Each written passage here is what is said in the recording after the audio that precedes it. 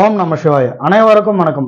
2025 என்ன நடக்க போகிறது என்ற வீடியோ தலைப்பில் நான் பிப்ரவரி மாதம் 1ஆம் தேதி விமான விபத்துகள் ஏற்பட வாய்ப்புள்ளது என்றும் அது 2 நாட்களுக்கு முன்பின் அல்லது அந்த ஒரு வார காலகட்டத்தில் அதிகப்படியான விமான விபத்துகள் ஏற்படும் என்ற ஜோதிட கணிப்பை ஒன்றை கொடுத்துள்ளேன்.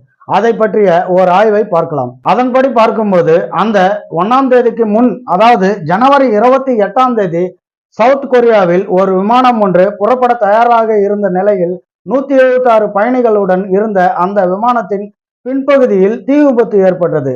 அனைவரையும் துரிதமாக அவசரமாக வெளியேற்றியதனால் அனைவரும் உயிர் தப்பினர். அடுத்த நாள் 29ஆம் தேதி அமெரிக்கா வாஷிங்டன் அருகே ஓர் இராணுவ விமானமும் மேலும் ஹெலிகாப்டரும் நடுவானில் மோதிக்கொண்டன. அதில் 67 பேர் இறந்தனர்.